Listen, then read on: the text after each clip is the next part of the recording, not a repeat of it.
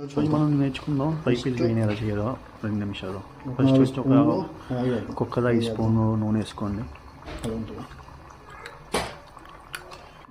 తర్వాత బిర్యానీ మసాలాని వేసుకోండి. బిర్యానీ ఆకు, జాజికాయ, అనాస పువ్వు, యాలక్కాయ, జీడిపప్పు అన్నీ వేసుకోండి. బిర్యానీ మసాలా మీకు డైరెక్ట్గా ఇప్పుడు ప్యాకెట్ కూడా దొరికేస్తాయి. మొత్తం ఒకే ప్యాకెట్లో వచ్చేస్తున్నాయి. 10 రూపాయలు 15 రూపాయలు పెడతాయి అన్నీ కలిపి ఒకే దాంట్లో.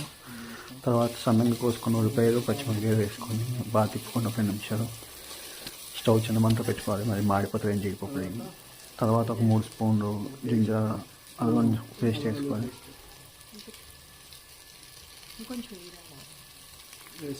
3 స్పూన్లు వేసుకుని అల్లం పేస్ట్. ఆ తర్వాత ఒక 2 స్పూన్లు పెరుగు వేసుకోండి. పచ్చివాసన పోవడానికి 2 స్పూన్లు పెరుగు వేసుకుని అది బాగా తిప్పండి. ఒక 2 నిమిషాలు తిప్పుకున్నాక మీరు ముందుగా నానబెట్టుకున్న బియ్యం బాస్మతి రైస్ పెట్టుకుని 2 గ్లాసు బియ్యానికి 3 గ్లాసులు వాటర్ వేసుకోవాలి. అంటే ఒక గ్లాసుకి 1.5 గ్లాసు వాటర్ వేసుకోవాలి.